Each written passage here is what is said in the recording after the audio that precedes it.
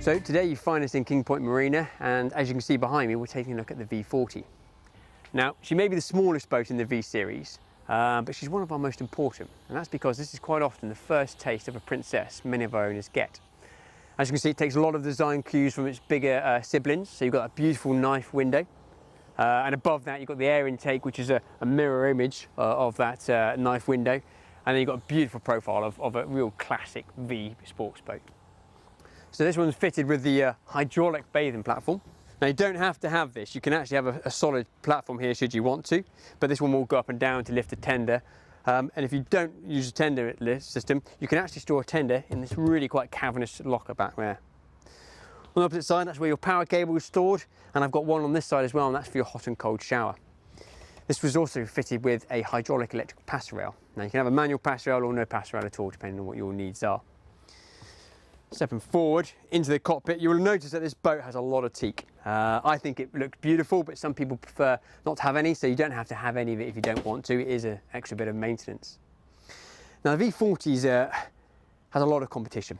Most manufacturers around the world, Asia, Europe, Scandinavia, America, make a 40-foot powerboat. But where the V40 excels is it has a great cockpit and a great downstairs, as well as being really fun to drive and quick. But coming back to the cockpit, as you can see, really nice seating area. You can get plenty of friends in here. Good amount of shade. This actually extends out and you can have some shade over the top of you. Obviously you can see a nice array of navigation equipment up there. This one's fitted with the radar, you've got a searchlight, and obviously your antennas as well for your AM, FM and your VHF. So underneath me here is the access to the engine room. So a couple of steps down into a set of Volvo Penta. These are the D6s. Now you can have 340s fitted on this boat, or the 380 horsepowers. And then you've also got your generator down there, should you want it, as well as all the other hydraulic pumps, water heaters, that type of thing. This particular variant, you're looking at about 37 knots, and then obviously you can get up to the early 40s if you go for the bigger engines and your nice cool water. So over here on the starboard side, we have the wet bar. You've got your Kenyan grill, which we have on all of our princesses, sink, plenty of storage underneath, as well as a drop-in cold locker. So that's got a refrigerated plate in there. You can pour your ice in there, and there's a drain at the bottom, so it keeps your drinks cold or your food cold all day, and you pull the plug out at the end, and it drains away. One step up, and we get into the helm area. Port side has this really nice guest seating area, almost a day bed in reality. And then on the starboard side, we come over to the helm. So it's a really great helm position, as in many princesses. We've got a nice instrument binnacle coming down to your fully adjustable wheel. Now this boat is featured with Ray Marine navigation, but you can have Garmin should you want to. Everything's easy and to hand. Obviously throttles, as I said before, navigation, joystick, bow thruster controls.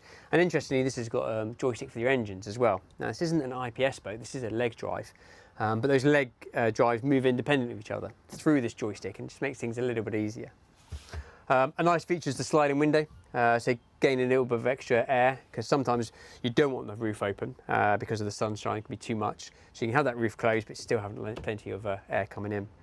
Good comfy seat, fully adjustable, as is the steering wheel. And as you can see, this actually has a bolster feature, which gets you up nice and high and give you a bit more view when you're running the boat, or when indeed you're parking it. And it gives you the ability to look out at this massive opening. I mean, this is a really big opening hardtop on a boat of this size. On a day like today, you can see this feature, and you've got that great view forward for that single pane windscreen. Similar to the F45 many of you have seen. Sun pad, drinks holders, and then a lovely glass section which gives us lots of light down into the lower accommodation, which we should go and take a look at.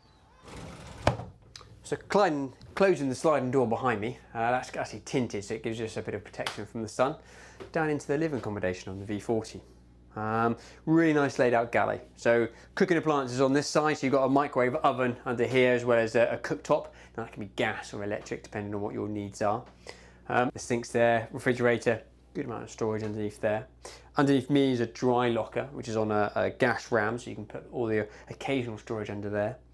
And then above, this really nice knife window, which runs the full length of the boat, as you saw from the outside. That obviously is both sides. We have overhead storage lockers, and then aft we have the AC/DC control panel. So this controls the generator should you have it, as well as giving you indications for your water tanks and your black water for the toilets. On the opposite side, we have the twin cabin.